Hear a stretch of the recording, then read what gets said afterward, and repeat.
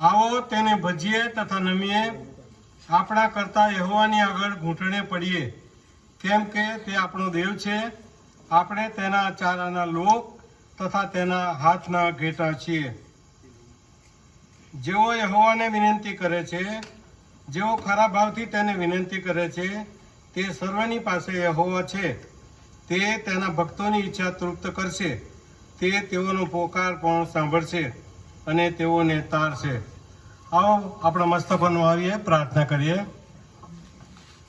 સર્વશક્તિમાન, સર્વ સામર્થ્યવાન, જીવતા અને દયાળુ પ્રભુ, આ રાત્રિના સમયે ખુલ્લા આકાશ તળે પ્રભુ આપ અમારા મસ્તકો તમારી આગળ નમાવ્યા છે, ત્યારે અમે તમારો આભાર ને આભાર જ માનીએ છીએ. કારણ કે પ્રભુજી, અમે ગમે તેવા હોઈએ, પરંતુ તમે અમને ચાહો છો, તમે અમને પ્રેમ કરો છો, તમે અમારી કાળજી લો છો, તમે અમારી સંભાળ લો છો પ્રભુ આપ. અને પરમેશ્વર પ્રભુ, અમે માગીએ ને કલ્પીએ એવા એના કરતાં વિશેષ સારામાંનાથી તમે અમને નવાજો છો. બધી બાબતોને માટે બાપ અમે તમારો હૃદય આભાર માનીએ છીએ અને તમારી સ્તુતિ કરીએ છીએ. આ 2025માં દુઃખ જે આત્મિક જાગૃતિની મિટિંગો, એમાં 21મી મિટિંગમાં પરમેશ્વર પ્રભુ જેમ અત્યાર સુધી તમે હાજર રહ્યા એ રીતે પ્યારા પ્રભુ આપ અમને વિશ્વાસ છે, અમને ખાતરી છે કે આજે તમે અમારી મધ્ય હાજર છો. પરમેશ્વર પ્રભુ આપ તમારો આભાર માનીએ છીએ અને અમે તમારી સ્તુતિ કરીએ છીએ. આ મિટિંગને તમે આશીષિત કરો પ્રભુ આપ. સર્વ પ્રકારના ભય જોખમ આફતો અને શૈતાનિક બાબતોને તમે દૂર રાખો, એને તમે બંધ કરો એવી પ્રાર્થનાની વિનંતી કરીએ છીએ. લાઇટ, માઇક અને વાતાવરણને નો તમે કબજો લો પ્રભુ આપ, એ પણ પ્રાર્થના વિનંતી કરીએ છીએ. પરમેશ્વર પ્રભુ આવેલા એક એકને તમારા આશીર્વાદથી વેષ્ટિત કરો એ પણ અમે પ્રાર્થનાની વિનંતી કરીએ છીએ. જે કંઈ માગ્યું છે અમારા ત્રાતા પ્રભુ ઈસુના નામે માગ્યું છે અને અમને વિશ્વાસને ખાતરી છે કે તમે પૂરું પાડવાના છો, હવે વિશ્વાસતાથી માગ્યું છે. ત્યારે અમારી પ્રાર્થના વિનંતી દેવ બાપ અમારા હકમાં તમે સાંભળો અને તેનો સ્વીકાર કરો. ભજન પ્રભુભાઈ એ આગળ આવશે અને બાઇબલ વાંચનમાં દૂર છે. સ્તુતિ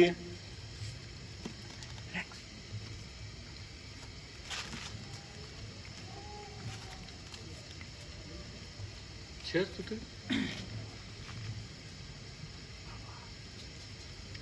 સ્તુતિ છે ના હોય તો રીનાબેન આગળ આવે.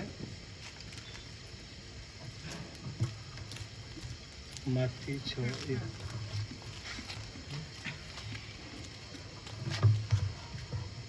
માથી 6:1 માણસો તમને જુએ એવા હેતુથી તેઓની આગળ તમારા ધર્મ કૃત્યો કરવાથી સાવધાન રહો, નહીં તો આકાશમાંના તમારા બાપથી તમને ફળ મળવાનું નથી. પ્રભુ તેના વચનને આશીષ કરે.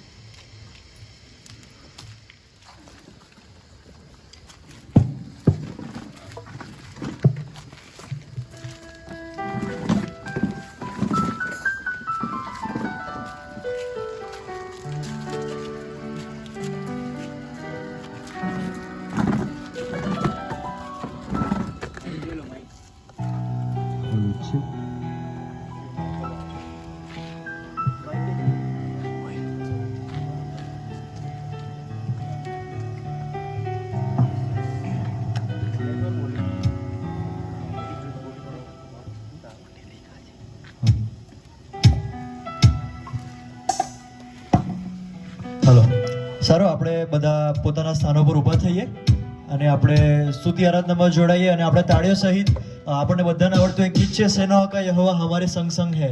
આપણે બધા એમાં સાથે જોડાઈશું.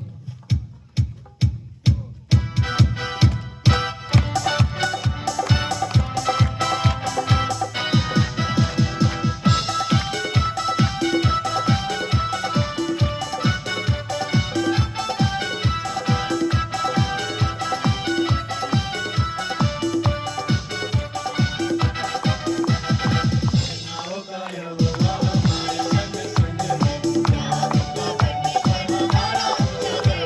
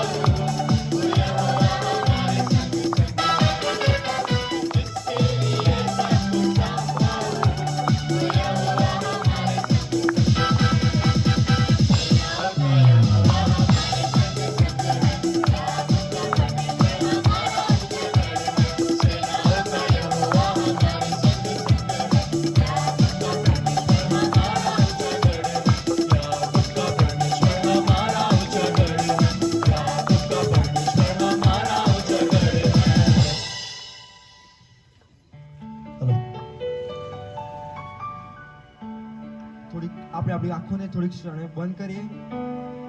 પ્રભુનો આભાર માનીએ આજના દિવસને માટે કે આપણે આ ખુલ્લા આકાશ નીચે સોનલ સોસાયટીમાં આત્મિક જાગૃતિની મીટિંગમાં મળી શક્યા છીએ. પ્રભુનો આભાર માનીએ કે દિવસ દરમિયાન આપણને બહુ જ તંદુરસ્ત રાખ્યા, મુશ્કેલી માંદગીમાંથી ઉગાર્યા અને હર હંમેશ આપણને બળ અને સામર્થ્ય પૂરું પાડ્યું માટે તેમનો બહુ જ આભાર માનીએ અને સહાય માગીએ, આશીર્વાદ માગીએ, આપણા પાપોની ક્ષમા માગીએ.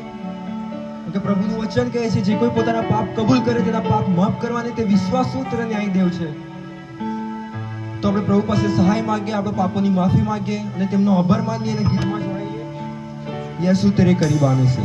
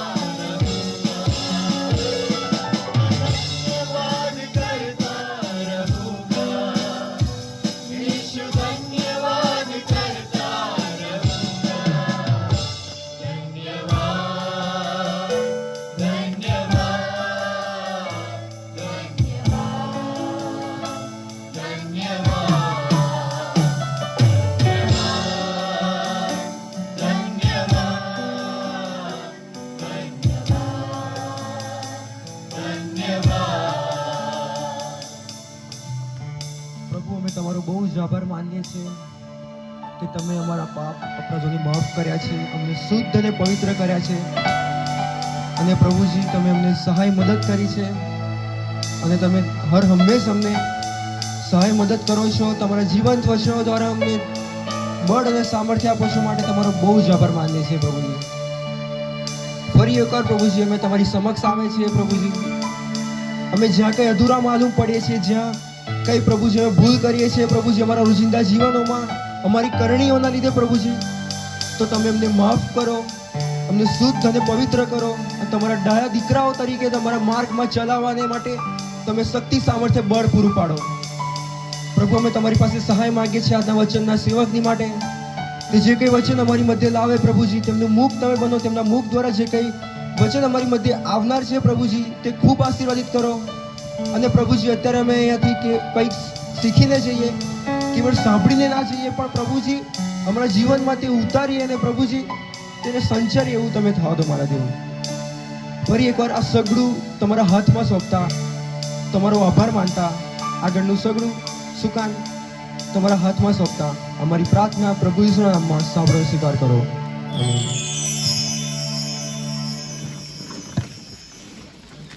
પ્રભુનું વચન આપવાના માટે અને તમારી સાથે ઈશ્વરની આરાધના કરવાના માટે જે અદ્ભુત સમય પ્રભુએ આપ્યો, એ માટે સૌથી પ્રથમ આપણા મહાન તારના પ્રભુ ઈસુ ખ્રિસ્તનો હું બહુ જ આભાર માનું છું કે તેના મહિમાના માટે અને તેની સેવાના માટે જે તકો પ્રભુ આપે છે તેના માટે હું પ્રભુનો આભાર માનું છું.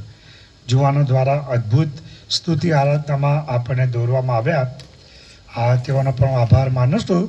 અને આપણી મંડળીની જે વ્યવસ્થા છે અને 2025માં આજે લેન્ટની મિટિંગોમાં આ મારો પ્રથમ અનુભવ છે.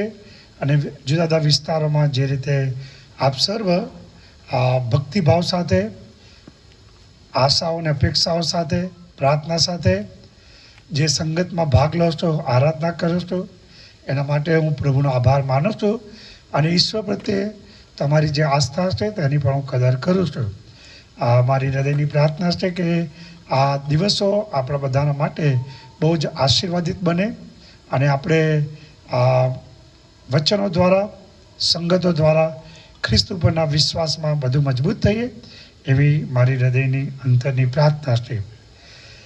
આ સમયે નાણાં સમિતિના પ્રમુખ સાહેબ પણ આપણી મધ્ય છે અને એમના તરફથી અને મંડળી તરફથી કારભારીને એ ખાસ કદર કરવામાં આવે છે એમની સેવાઓના માટે.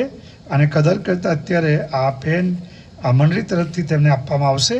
અને હું વિનંતી કરીશ ભાઈલાલભાઈને કે તેઓ આ પેનનો સ્વીકાર કરીને મંડળીને આદરને માન આપશે.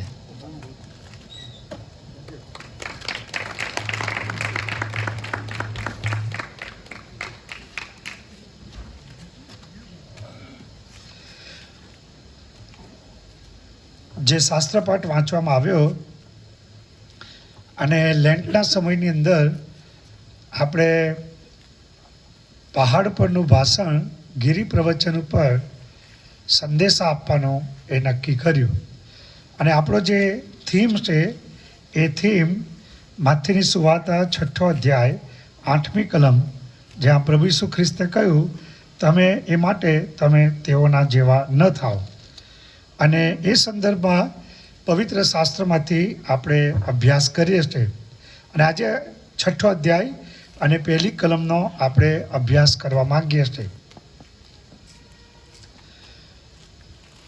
પ્રભુ ઈસુ ખ્રિસ્તે માથીની સુવાર્તા 4થા અધ્યાયમાં દેવના રાજ્યના વિશે વાત કરી, આકાશના રાજ્યની, સ્વર્ગના રાજ્યની વાત કરી. અને જે લોકોએ એ આકાશના રાજ્યના સભ્યો બન્યા, નાગરિક બન્યા, આકાશના રાજ્યમાં પ્રવેશ કર્યો, એ લોકોને પ્રભુ ઈસુ ખ્રિસ્તે જે શિક્ષણ આપ્યું, જે બોધ આપ્યો, એ આપણે ગિરી પ્રવચન એને આપણે કહીએ છીએ, પહાડ પરનું ભાષણ.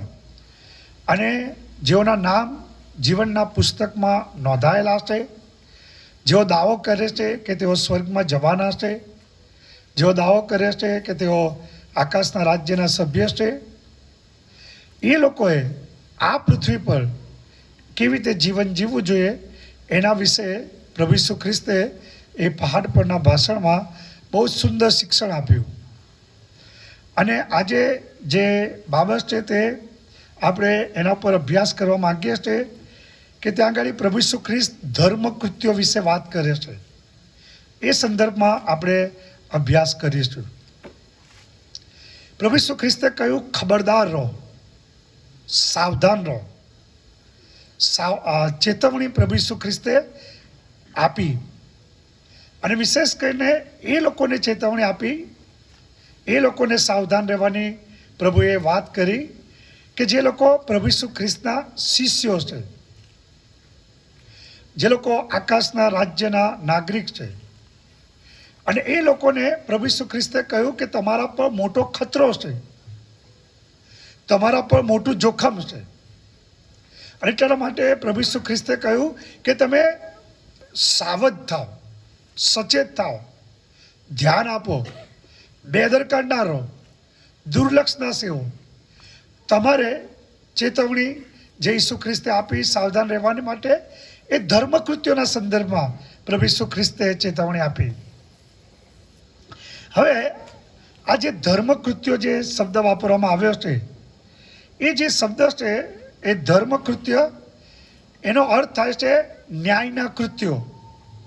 અને પ્રભુ ઈસુ ખ્રિસ્તે એ સંદર્ભમાં સાવધ રહેવાની માટે પ્રભુ ઈસુ ખ્રિસ્તે જણાવ્યું, તમે જેઓ રૂઢી કરણીઓ કરો છો, સારી કરણીઓ કરો છો, તમે જેઓ ન્યાયના કૃત્યો કરો છો, તમે જેઓ ભલાઈના કાર્યો કરો છો, તમે જેઓ માનવ ઉત્થાનના કામ કરો છો, તમે જેઓ માનવને મદદ કરવાના જે કામો કરો છો, તમે જેઓ દયાના કૃત્યો કરો છો, તમે જેઓ અનુકંપાના કૃત્યો કરો છો, તમે જેઓ સારા કામ કરો છો, એ લોકોને પ્રભુ ઈસુ ખ્રિસ્તે કહ્યું તમે સાવધાન રહો. ન્યાયના કૃત્યો કરનારના માટે પ્રભુ ઈસુ ખ્રિસ્તે ચેતવણી આપી કે તમે ખબરદાર રહો. હવે આપણને પ્રશ્ન થાય કે જે લોકો ભૂંડા, ખરાબ, દુષ્ટ કામો કરે છે, અન્યાયના કૃત્યો કરે છે, એના સંદર્ભમાં પ્રભુ ઈસુ ખ્રિસ્તે ચેતવણી આપી હોત તો તાર્કિક કહેવાય, બૌદ્ધિક કહેવાય,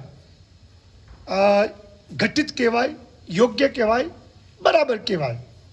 પણ પ્રભુ ઈસુ ખ્રિસ્તે કહ્યું કે તમે ધર્મકૃત્યો જે કરો છો એ સંદર્ભમાં તમારે સાવધાન રહેવાની જરૂર છે. અને આપણને આશ્ચર્ય થાય કે શા માટે પ્રભુ ઈસુ ખ્રિસ્તે એ આ સંદર્ભની અંદર વાત કરી. તમારે અભ્યાસ કરવો જોઈએ. માથીની સુવાર્તા 5મો, 6, 7મો અધ્યાયની અંદર, આ 5મા અધ્યાયની અંદર પ્રભુ ઈસુ ખ્રિસ્તે કહ્યું કે જેઓ શાસ્ત્રીઓ છે, જેઓ ફરોશીઓ છે, જેઓ ધાર્મિક આગેવાનો છે, એ જે ધાર્મિક આગેવાનો છે, એ ધાર્મિક આગેવાનો એ નિયમશાસ્ત્ર જે છે, એ નિયમશાસ્ત્રનું જે અર્થઘટન કરે છે, એ નિયમશાસ્ત્રના જે ખુલાસા કરે છે, એ વિકૃત છે, એ યોગ્ય નથી. અને એ લોકો જે નિયમશાસ્ત્રને તોડી મરોડીને તમને સમજાવે છે, અને નિયમશાસ્ત્રનો જે હાર્દ નથી, નિયમશાસ્ત્રનું જે કેન્દ્રમાં નથી, પણ એ બધી નકામી બાબતોને તમારી પર લાદે છે અને તેઓ બાહ્ય આચરણ ઉપર તમને ભાર આપે છે.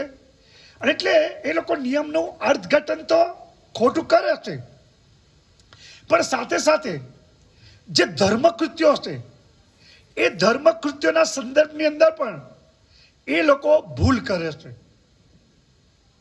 ધર્મકૃત્યોના સંદર્ભની અંદર, ન્યાયના કૃત્યોના સંદર્ભની અંદર એ ભૂલ કરે છે.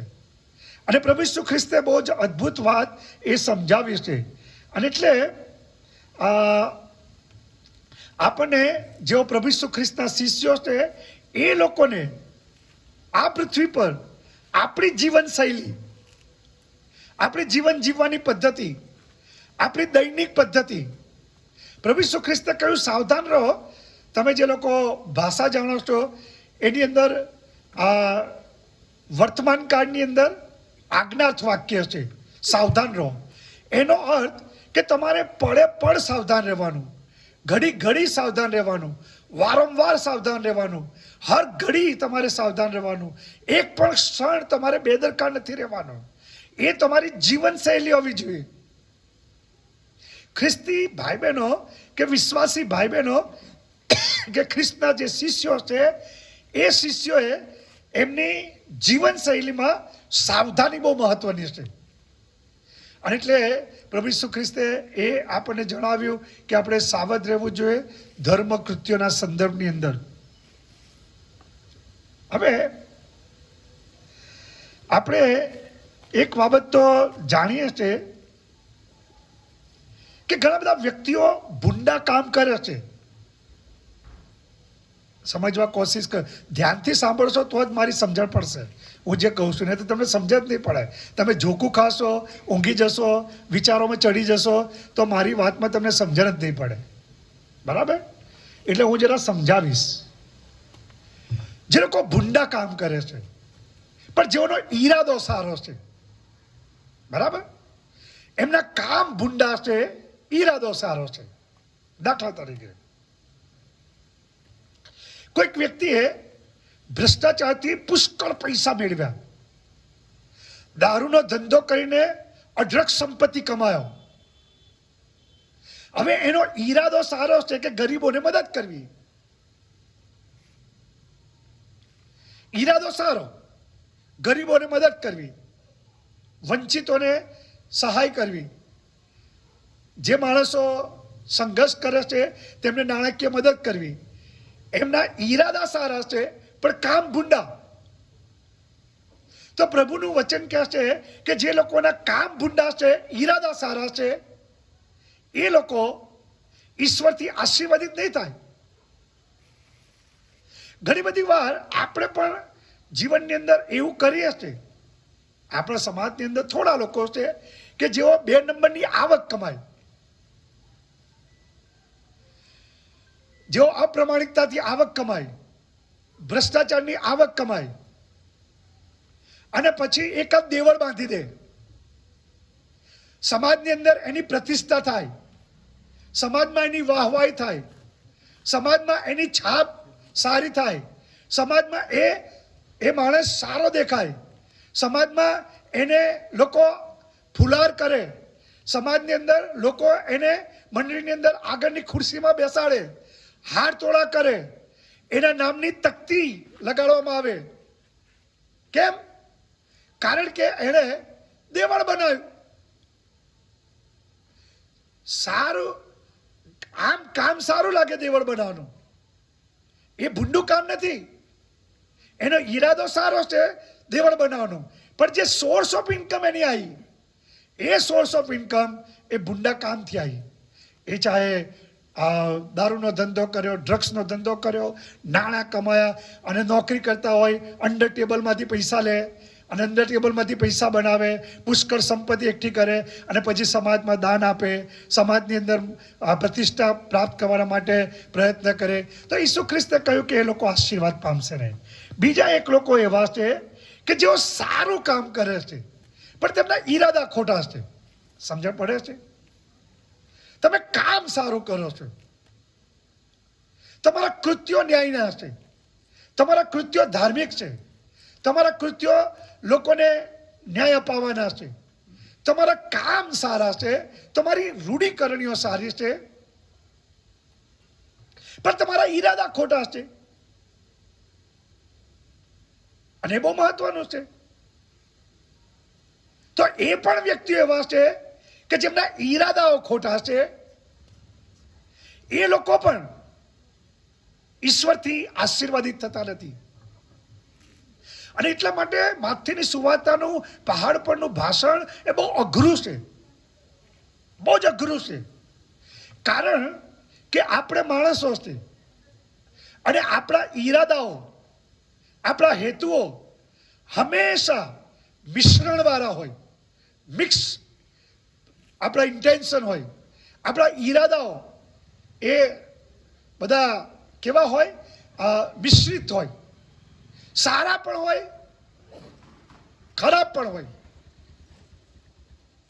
એટલે આપણે જે લોકો ધર્મકૃત્યો કરીએ છીએ, ઈસુ ખ્રિસ્તે કહ્યું કે તમારા ધર્મકૃત્યો એ ફરોશી ને શાસ્ત્રીના જેવા ના હોવા જોઈએ. અને એટલે આપણે જાણવું જોઈએ કે ફરોશીઓ અને શાસ્ત્રીઓ એ જે ધર્મકૃત્યો કરતા હતા, એ ધર્મકૃત્યોમાં શું તકલીફ હતી? ધર્મકૃત્યો ખરાબ નહોતા, રૂઢિકરણીઓ ખરાબ નથી, સારા કામ કરવા એમાં કોઈ ત્રુટિ નથી, એમાં ખરાબી નથી, એમાં ખામી નથી. ગરીબને મદદ કરવી એમાં તકલીફ નથી. માણસ જરૂરિયાતમંદ છે એને કપડાં આપવા એમાં એ કઈ ખોટું નથી.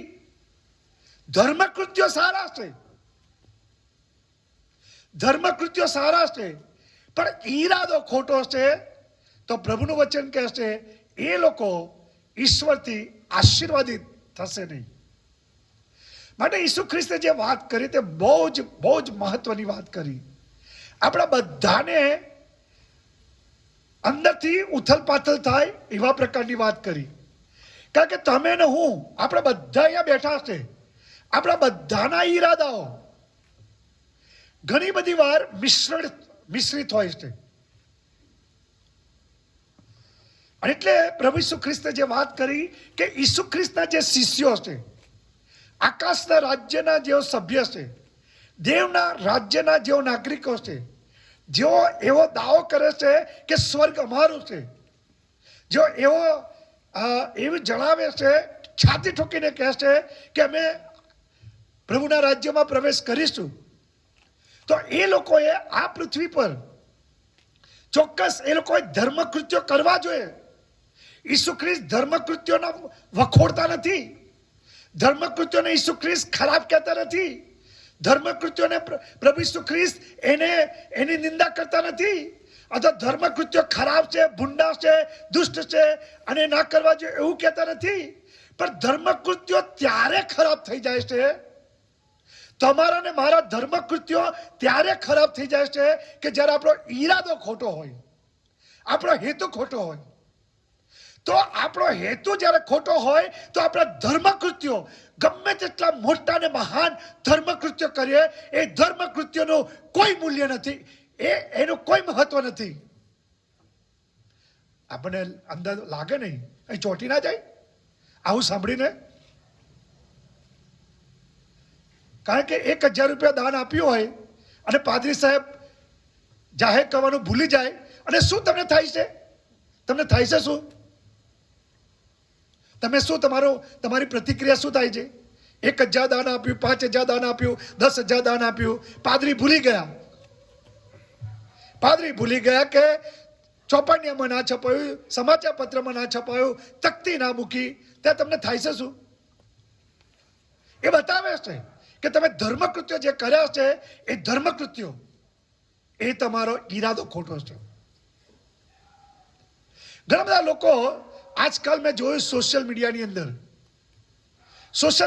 અંદર એ લોકો મદદ કરે છે ગરીબોને. જે લોકો ઝૂંપડપટ્ટીમાં રહે, જે લોકો રસ્તા ઉપર હોય એ લોકોને મદદ કરે, એમને પેલી બ્લેન્કેટ આપે, એમને ખોરાક આપે, માર્કેટિંગ કરે છે. માર્કેટિંગ. પછી ફોટા પાડશે, પછી વિડીયો મૂકશે, યુટ્યુબ પર અપલોડ કરશે, અને જે માણસો છે, ગરીબ માણસોને મદદ કરી છે, એને એ લોકો ફોટામાં બતાવશે. પ્રભુ ઈસુ ખ્રિસ્તે કહ્યું તમારા કામ સારા છે પણ તમારો ઈરાદો ખોટો છે, તમારો હેતુ ખોટો છે. માટે ઈસુ ખ્રિસ્તનું શિક્ષણ ખરેખર હું તમને કહું, આપણે અઘરું છે સાહેબ, બહુ જ અઘરું છે. પણ એ બહુ મહત્વનું છે કે આપણે આકાશના રાજ્યના નાગરિક તરીકે આપણી જીવનશૈલીની અંદર આપણે જે કામ કરીએ છીએ એ કામની સંદર્ભની અંદર આપણે હંમેશા પ્રશ્ન પૂછવો જોઈએ કે હું શા માટે કામ કરું છું, હું જે કરું છું તે શા માટે કરું છું. આપણે પ્રશ્ન જ પૂછતા નથી. આપણે જેમ જેમ તપાસ કરીશું આપણા હૃદયની અંદર, આપણે હંમેશા દરરોજ પ્રશ્ન પૂછવો જોઈએ, હું બાળક તરીકે તમારા ઘરે મુલાકાત લઉં છું, મારો ઈરાદો શું છે, મારો હેતુ શું છે? કામ સારું છે તમારી મુલાકાત લેવાનો. શું મારા હૃદયની અંદર ઊંડે ઊંડે એવું છે કે તમારા ઘરે આવો ને મને 500 રૂપિયા ગિફ્ટ મળે? તો પ્રભુ કહે છે કે તારી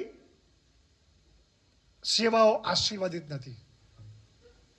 ઘણા બધા લોકો છુટકારાની સેવાઓ કરે છે. ઘણા બધા લોકો એ જે સેવાઓ જુદા જુદા પ્રકારની કરે છે, છુટકારાની સેવાઓ, સાજાપણાની સેવાઓ, અને ઘણી બધી વાર આપણે જાણીએ છીએ કે એ લોકોના ગુપ્ત ઈરાદા, છુપા ઈરાદા, ખાનગી ઈરાદા, ખાનગી હેતુ આપણે સારી પેટે જાણીએ છીએ. તમે જે લોકોથી આકર્ષિત થાવ છો ને, ટીવી પર, યુટ્યુબ પર, જે લોકોને નથી તમને મજા પડે છે, ગીતો સાંભળો, એના સંદેશા સાંભળો, તમને એવું લાગે છે હા હા હા અમારા પાદરીઓ તો કશું નથી, આ જ બધા જોરદાર છે. સાવધાન રહો, સાવધાન રહો. એ લોકો એ શું કરે છે તમને ખબર પડે છે, એમના ઈરાદા, એમના હેતુઓ શું છે. ઘણા બધા લોકો પોતાની સેવા કરે છે, સેવાની અંદર એ લોકો મિલકતો વસાવે છે, મિલકતો પર મિલકતો અને જમીનો ખરીદે અને ફાર્મ હાઉસ ખરીદીને આ બધું તે બધું, અને સેવાના નામ પર મોટી મોટી સંપત્તિઓ એકઠી કરે છે. જે લોકો દાનો આપ્યા છે એ લોકો એમની પાસે હિસાબ માંગતા નથી. એ લોકો સેવાના નામ પર એમના ઈરાદા જે એટલા માટે આપણને ખબર પડે કે એમના ઈરાદાઓ ખોટા છે, કારણ એ છે કે એમની સંપત્તિને મિલકતના માલિકો એમના છોકરાઓને બનાવે છે. અને તમારા નડિયાદમાં જ છે, તમારા નડિયાદમાં જ છે, અને તમે એમની પાસે ગાળા છો. તમને એવું લાગે છે એ સાચા સેવકો છે, તમે આંધળી દોડ મૂકો છો. એમના હેતુઓ, એમના ઈરાદાઓ, એ જે ગુપ્ત ઈરાદાઓ છે, એ જો ખરેખર સેવકો છે તો એમની મિલકતો એ પ્રભુના કામના માટે છોકરાઓને વારસામાં આપી ના જવાય. બાઇબલ ના પાડે છે, પણ તમે સમજતા નથી. આપણે આંધળું અનુકરણ કરીએ છીએ. પ્રભુના વચનની અંદર જે વાત લખી છે હું તમને કહું સાહેબ, બહુ જ મહત્વની છે. ઈસુ ખ્રિસ્તે કહ્યું કે જો તમે આ જે તમારા કામો જે છે, એ જે કામો તમે કરો છો, એમાં પ્રભુ ઈસુ ખ્રિસ્તે કહ્યું માણસો તમને જુએ એવા હેતુથી.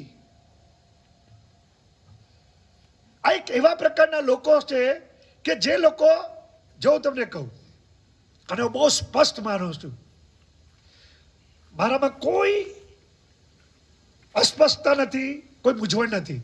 હું બહુ 100% શ્યોર છું, 100% શ્યોર એ છું કે જે ઈસુ ખ્રિસ્તના શિષ્યો છે, ઈસુ ખ્રિસ્તના જે શિષ્યો છે, એ લોકો જે આકાશના રાજ્યના સભ્યો છે, એ લોકોને આ પૃથ્વી પર જે જીવન જીવવાનું છે, એ જીવન જીવવાનું છે એ ખ્રિસ્ત કેન્દ્રિત જીવન જીવવાનું છે, દેવ કેન્દ્રિત જીવન જીવવાનું છે. આકાશના રાજ્યના તમે માણસો છે, માટે પૃથ્વી પર તમારે એ રીતે જીવવાનું છે કે જે જીવન શૈલી એ ફરોશીઓ અને શાસ્ત્રીઓ અને વિદેશીઓ કરતા અલગ હોવી જોઈએ. મેં તો ઘણા બધા પ્રભુના સંતોને, ભક્તોને એવું શિક્ષણ આપતા જોયા છે, તમારું દ્રવ્ય આકાશમાં એકઠું કરો અને એમના જ બેંક બેલેન્સો પુષ્કળ થઈ જાય છે, અને તમે પ્રશ્ન કરતા નથી. તમારા ને મારા દાનોથી જે લોકો સંપત્તિવાન ને ધનવાન થાય છે, પછી એવું કહે છે ના તો પ્રભુનો આશીર્વાદ છે, અમે તો મોટી ગાડીઓમાં ફરીએ, અમારી પાસે બધું. તમને સાવધ રહેવાની જરૂર છે. પ્રભુ ઈસુ ખ્રિસ્તે બહુ જ અદ્ભુત વાત કરી કે આ જે પ્રભુ ઈસુ ખ્રિસ્તના શિષ્યો છે, એ સંપૂર્ણપણે એમણે જે જીવન પૃથ્વી પર જીવવાનું છે એ ખ્રિસ્ત કેન્દ્રિત, ખ્રિસ્ત જુએ છે. એ બાબત એમણે પળે પળ યાદ રાખવાની છે, એક એક ક્ષણ યાદ રાખવાની છે કે ખ્રિસ્ત એ જુએ છે. અને એટલા માટે જો આપણે માણસો જુએ છે, એના હેતુથી કામ કરીએ છીએ, એનાથી હેતુથી સેવા કરીએ છીએ, એનાથી આપણે પ્રસન્ન થઈએ છીએ, એનાથી રાજી થઈએ છીએ, અને આપણે ભૂલી જઈએ છીએ કે આપણે હકીકતમાં ઈશ્વરની નજરમાં જે છે એ સંદર્ભમાં આપણે કામ કરવું જોઈએ. અને આપણે માણસોની વાહવાહી, માણસોના વખાણ, માણસો તમને પ્રશંસા કરે, માણસો તમારી હારતોડા કરે, માણસો તમને તમારી કદર કરે, માણસો તમારા વખાણ કરે, માણસો તમને તમારા માટે તાળીઓ પાડે, એ માટે તમે જો સેવા કરો છો મંડળીમાં, તો પ્રભુ કહે છે કે તમે એ આશીર્વાદિત નથી થવાના. અને એટલે એ બહુ જ મહત્વની વાત પ્રભુ ઈસુ ખ્રિસ્તે કહ્યું કે આપણે એ જે કામ કરીએ છીએ, જો હું તમને કહું, ઘણા લોકો એવું કહે છે, પ્રભુ ઈસુ ખ્રિસ્તે કહ્યું કે એ લોકો ઇનામ પામી જશે. જો તમે ધર્મકૃત્યો કરશો ને, સારી કરણીઓ કરશો, રૂઢિકરણીઓ કરશો, સારા કામ કરશો, તો તમને બદલો મળવાનો, ઇનામ મળવાનું, ફળ મળવાનું. ધર્મકૃત્યો એ નિષ્ફળ જતા નથી, ધર્મકૃત્યો એ વ્યર્થ જતા નથી, ધર્મકૃત્યો એ નકામી વાત નથી. ધર્મકૃત્યોનો બદલો મળવાનો, બદલો મળવાનો. બાઇબલ કહે છે તમે જે ધર્મકૃત્યો કરો છો, પછી 3 બાબતો લખીશ, એના વિશે વાત નહીં કરું, બીજા સેવક બોલશે. પણ ધર્મકૃત્ય એટલે આપણે દાખલા તરીકે સેવા, દાખલા તરીકે ક્વાયરમાં સેવા, સન્ડે સ્કૂલમાં સેવા, મહિલા મંડળમાં સેવા, પાસ્ટર કમિટીમાં સેવા અને મંડળીમાં સેવા, જે કંઈ સેવા તમે કરો છો, કોઈ પણ કારભારી તરીકે જે કંઈ સેવા, બધી સેવા, તમે જે ધર્મકૃત્યો કરો છો, કે ગરીબ માણસને મદદ કરો છો, તો પ્રભુ ઈસુ ખ્રિસ્ત કહે છે કે એનો બદલો તમને મળવાનો, બદલો મળવાનો, 100% મળવાનો.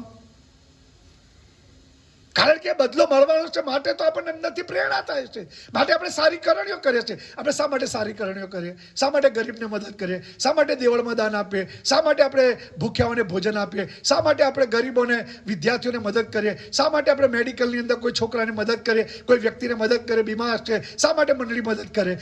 આપણે એવું માનીએ છીએ કે એ કૃત્યો કરવાથી આપણને બદલો, ઇનામ અને ઈશ્વર તરફથી ફળ મળવાનો છે, અથવા તો આપણને ફળ મળવાનું છે. પણ પ્રશ્ન આટલો જ છે, પ્રશ્ન આટલો જ છે. એક પ્રશ્ન એવો છે કે કેટલાક લોકો એવું માને છે કે આ જે ફળ છે એ પૃથ્વી પર મળવું જોઈએ, આ બદલો અમને પૃથ્વી પર મળવો જોઈએ, આ ઇનામ પૃથ્વી પર મળવું જોઈએ. અને એટલા માટે પૃથ્વી પર ઇનામ મળે માટે તે લોકો સેવા કરે, સામાજિક કાર્યો કરે, લોકોને દયાના કૃત્યો કરે, ભૂખ્યાને ભોજન આપે. કેમ? કેમને એમને આ પૃથ્વી પર એમની સારી ઇમેજ થાય, એમને અંદરથી આત્મસંતોષ થાય. હું તમને કહું, જો તમે આત્મસંતોષ માટે પ્રભુનું કામ કરો છો તો તમને બદલો મળવાનો નથી. ફરીથી બોલું, મારા સ્ટેટમેન્ટો થોડા વિવાદાસ્પદ હશે, અઘરા હશે, કારણ કે આ બધા જીવનની અંદર અભ્યાસ કરીને, જોઈને, આ બધા લોકોનો ઓબ્ઝર્વ કરીને મારા જીવનની કેટલીક થિયોલોજી અને ફિલોસોફી એ મારી પોતાની બનાવી. એમાં એક બાબત જે છે તે કે આપણે જે કંઈ કૃત્યો કરીએ છીએ, એ જે કૃત્યો કરીએ છીએ એની અંદર આપણે આત્મસંતોષ માટે જો સેવા કરીએ છીએ તો ઈશ્વર તરફથી આપણને આશીર્વાદ મળશે નહીં. કારણ કે તમારા આત્માને પ્રસન્ન કરવાના માટે તમે કરો છો, તમને ખુશી મળે, આનંદ અંદરથી મળે, તમને પ્રસન્નતા મળે, તમને સારું લાગે માટે તમે કરો છો. એટલે તમારી ઈચ્છા એવી છે કે હું સારા કામ કરું જેથી લોકોમાં મારી સારી પ્રતિષ્ઠા થાય, મને લોકો ધાર્મિક ગણે, લોકો મારી વાહવાહ કરે, મારી પ્રશંસા કરે. પ્રભુ ઈસુ ખ્રિસ્તે કહ્યું તમને બદલો મળી શક્યો. માણસોએ વખાણ કર્યા, માણસોએ વાહવાહ કરી, માણસોએ તમને આગળ બોલાવ્યા, માણસોએ તમને હાર તોડા કર્યા, માણસોએ તકતી પર તમારું નામ લખી નાખ્યું, પુલપીટ ઉપરથી પાદરી સાહેબે 1000 રૂપિયા જાહેર કરી દીધા, તમને બદલો મળી ગયો. મળી ગયો. કેમ તમે એવું માનો છો? હું તમને કારણ આપી દઉં. કારણ એ છે કે આપણે વ્યવહારિક જીવનમાં, દિન પ્રતિદિનના જીવનની અંદર આપણે એવું માનીએ છીએ કે આકાશમાં બદલો કોણે જોયો? કોને ખબર આકાશમાં બદલો મળશે? આ બધો બદલોની ઇનામ ને ફળ નીચે પૃથ્વી પર જ મળી જવું જોઈએ.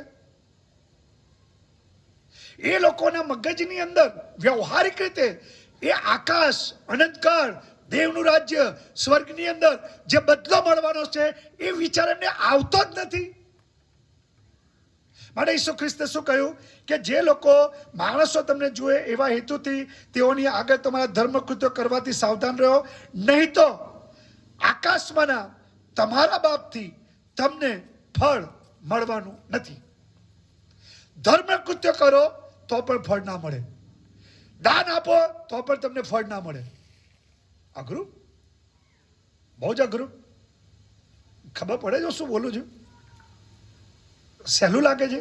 એટલે હું નિયમિત કારભારી દાન આપું છું, મને બદલો નહીં મળે, મને ઇનામ નહીં મળે, મને આશીર્વાદ નહીં મળે.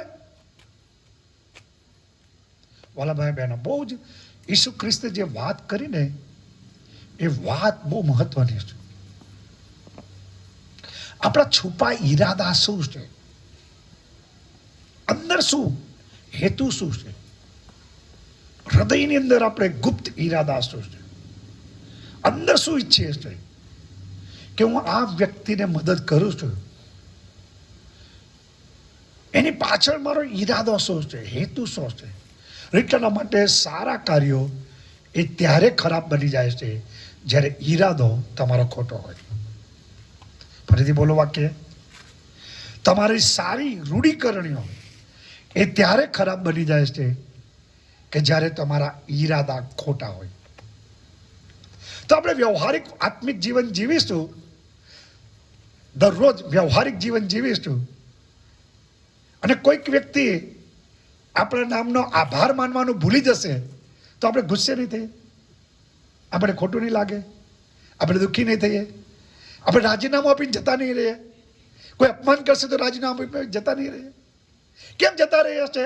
બાઇબલમાં જ માનતા નથી, દેવના વચનમાં જ માનતા નથી. બાઇબલ કહે છે આકાશમાં તમારો બદલો મોટો છે. જો પ્રભુ ઈસુ ખ્રિસ્તે શું કહ્યું? ઓકે, 5મો અધ્યાય 6ઠ્ઠી કલમ હું બંધ કરીશ. 2 કલમ વાંચીને બંધ કરો. ચલો, 5મો અધ્યાય ને 16મી કલમ. હા, ધ્યાનથી સાંભળો. તેમજ તમે તમારું અજવાળું લોકોની આગળ એવું પ્રકાશવા દો કે તેઓ તમારી રૂઢિકરણીઓ જોઈને આકાશમાંના તમારા બાપની શું કરે? હવે હું તમને કહું કે જ્યારે હું રૂઢિકરણી કરું છું એ સારું છે, ખોટું નથી. તો મારી રૂઢિકરણીઓ એનો ઈરાદો શું હોવો જોઈએ, એનો હેતુ શું હોવો જોઈએ? એનો એકમાત્ર હેતુ એટલો જ હોવો જોઈએ કે મારા આકાશમાંના બાપને તેઓ ઓળખે, મારા આકાશમાંના બાપને જાણે, મારો આકાશમાંનો બાપ તેમની જરૂરિયાતો પૂરી પાડે છે. સાયમન બ્રેના નહીં, સંસ્થા નહીં, ચર્ચ નહીં. આજે તો બધા ચારે બાજુ હું જોઈ રહ્યો છું કે એ જે વસ્તુ જે છે રાફડો ફાટી ચૂક્યો છે ઇનામોનો, વાહવાઈનો. પ્રભુ ઈસુ ખ્રિસ્તે જે વાત કરી એ બહુ જ અર્થપૂર્ણ વાત કરી કે તમે આકાશમાંના તમારો બાપ એ તમને આકાશમાંનો તમારો બાપ જે છે એ તમને બદલો આપે. વાલા ભાઈ બહેનો, તમને યાદ રાખો, જીવનની અંદર યાદ રાખો. આપણી બહુ મોટી ઉંમર થઈ ગઈ, કેટલા બધા લોકો વડીલો છે. યાદ રાખો, યાદ રાખો, યાદ રાખો, એક દિવસે બદલો મળશે આકાશમાંના બાપ તરફથી. જે કંઈ સારી કરણીઓ કરો છો, ધર્મકૃત્યો કરો છો, તમે હંમેશા યાદ રાખો મારા આકાશમાંનો બાપ એક દિવસે સ્વર્ગમાં મને બદલો આપશે. અને એટલા માટે પ્રભુના વચનની અંદર જે વાત લખી છે કે આપણી રૂઢિકરણીઓ એ ઈશ્વરની તરફ લોકોને દોડનારી હોવી જોઈએ. આકાશમાંના બાપની લોકો સ્તુતિ કરવી જોઈએ. અને એટલે મેં અહીંયા લખ્યું છે, મેં અહીંયા શું લખ્યું છે કે હા, ક્યાં લખ્યું છે, કોઈક જગ્યાએ તો હશે, હું તમને કહું. અને આ બધા છે ને, હું જે આ સંદેશા હું તૈયાર કરું ને તો આ રીતે લખું જ છું. શું લખું છું? ઓકે, આપણો હેતુ શું હોય છે? આપણો હેતુ મારું નામ મોટું મનાય, ના વાલાઓ, દેવનું નામ મોટું મનાય, મારો મહિમા થાય, ના વાલાઓ, દેવનો મહિમા થવો જોઈએ. મારી પ્રતિષ્ઠા વધે ના વાલાઓ, દેવની પ્રતિષ્ઠા વધવી જોઈએ. મારા વખાણ થવા જોઈએ ના વાલાઓ. અંદરથી કોઈ સંજોગોમાં હૃદયની અંદર એક પણ વખત સહેજ પણ આપણા હૃદયની અંદર કદી કદી કદી કદી કદી ઈચ્છા ના થવી જોઈએ કે મારા વખાણ થાય. અઘરું છે, અઘરું છે, અઘરું છે, અશક્ય છે. પ્રભુના વચનની અંદર લખ્યું છે તમે ખાઓ પીઓ જે કંઈ કરો તમે પ્રભુના મહિમાના માટે કરો અને પ્રભુની તરફ લોકોને દોરો. અને પ્રભુના વચનની અંદર છેલ્લી કલમ હું વાંચીને બંધ કરીશ. આ 1 કોરિન્થીયનો પત્ર, 2 કલમો વાંચીશ. 1 કોરિન્થીયનો પત્ર 5મો અધ્યાય, આઈ થિંક વાંચો જ. ઓકે, 1 કોરિન્થી 4થો અધ્યાય ને 5મી કલમ. ધ્યાનથી તમે વાંચજો, સાંભળજો. માટે તમે સમયની અગાઉ, એટલે પ્રભુ આવે ત્યાં સુધી, પ્રભુ આવવાનો છે બરાબર, ત્યાં સુધી કંઈ નિર્ણય ના કરો, કેમ કે અંધકારમાં રહેલી ગુપ્ત વાતોને જાહેરમાં લાવશે અને હૃદયની ધારણાઓ, અંગ્રેજીમાં છે હેતુઓ, ઈરાદાઓ, અને હૃદયની ધારણાઓ અને હેતુઓ પણ પ્રગટ થશે. તે વેળાએ દરેકના વખાણ દેવ તરફથી થશે.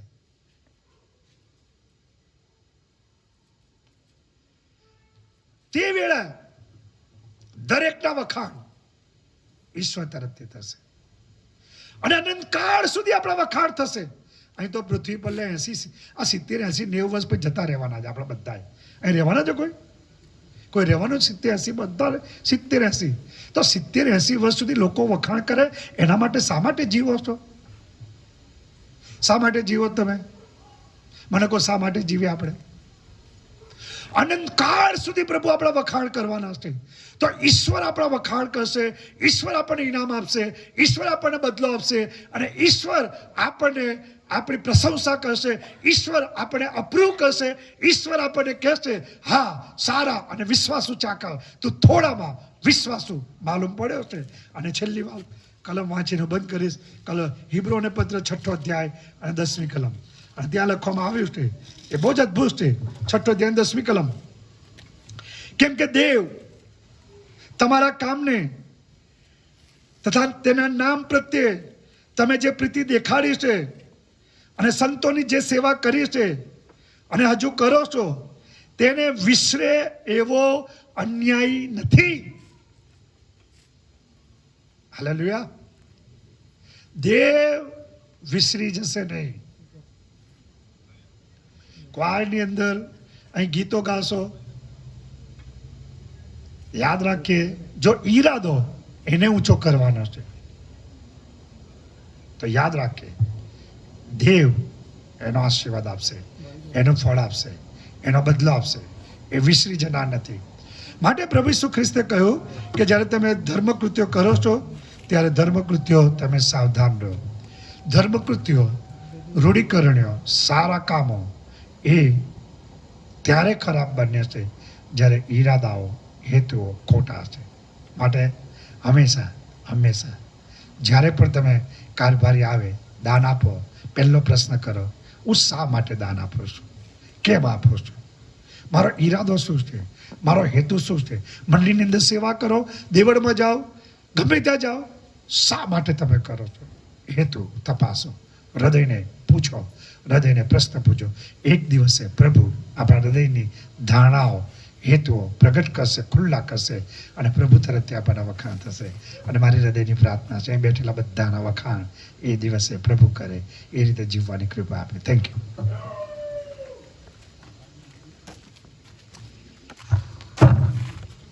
પ્રાર્થના કરીએ. અમારા પવિત્ર અને જીવતા પ્રેમાળ પરમેશ્વર પિતા, અમે તમારો પુષ્કળ આભાર માનીએ છીએ, સ્તુતિ કરીએ છીએ. પરમેશ્વર પિતા, અમે અત્યારે જે કંઈ વચનો સાંભળ્યા છે એ વચનો અમારા જીવનોને માટે છે. અને ઈશ્વર પિતા, અમે પણ પ્રભુ ધર્મકૃત્યો કરવાથી સાવધાન રહીએ અને અમને જે કંઈ સમજ મળી છે સમજ પ્રમાણે જીવન જીવીએ એવી પ્રાર્થના પ્રભુ અમે કરીએ છીએ. કારણ કે જગતમાં પ્રભુ અમે જીવન જીવીએ છીએ ત્યારે ઘણી બધી વખત પ્રભુ અમે અણસમજુ રીતે એ બધા કાર્યો કરીએ છીએ. અને જ્યારે પ્રભુ અમને સમજ આવે છે ત્યારે પ્રભુ તમારા વચનો અમને દોરે છે, ચલાવે છે. અને ઈશ્વર પિતા, એ બધા કાર્યો તમે અમને કરાવો છો માટે પ્રભુ આભાર માનીએ છીએ. આવતા સમયની અંદર પ્રભુ તમે સઘળાને દોરજો, ચલાવજો. આ વચનો પ્રમાણે જીવન જીવવાને માટે તમારી કૃપા પૂરી પાડજો એવી પ્રાર્થના પ્રભુ અમે કરીએ છીએ. પરમેશ્વર પિતા, ખાસ અમે પ્રાર્થના કરીએ છીએ અહીં આગળ દરેક બેઠેલા દરેકને તમારી આશીષ આપો, તમારી કૃપા પૂરી પાડો અને ઈશ્વર પિતા જે કંઈ વચનોમાં કહેવામાં આવ્યું છે એ વચનો પ્રમાણે જીવન જીવવાને માટે તમારી કૃપા પૂરી પાડો એવી પ્રાર્થના પ્રભુ અમે કરીએ છીએ. અમે સઘળા તમારા પ્રેમાળ હાથોમાં સોંપાતા અમારી પ્રાર્થના પ્રભુ ઈસુના નામમાં સાંભળો, સ્વીકાર કરો. આમીન.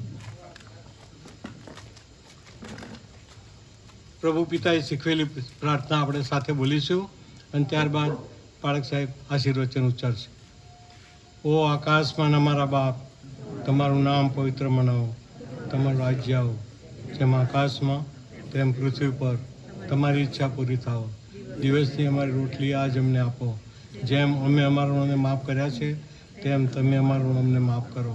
અમને પરીક્ષામાં ન લાવો, પણ ભૂંડાઈથી અમારો છૂટકો કરો, કેમ કે રાજ્ય, પરાક્રમ તથા મહિમા સર્વકાળ સુધી તમારા છે. આમેન. આપણે બધા ઊભા થઈ આશીર્વાદ સ્વીકારીએ. દેવની શાંતિ જે સર્વ સમજ શક્તિ દીપસ છે તે તમારા હૃદયો અને મનોની સંભાળ રાખો. ઈશ્વર પિતા, ઈશ્વર પુત્ર, ઈશ્વર પવિત્ર આત્માનો આશીર્વાદ તમ સર્વની સાથે હમણાંથી સદા સર્વકાળ સુધી રહો. આમીન, આમીન અને આમીન.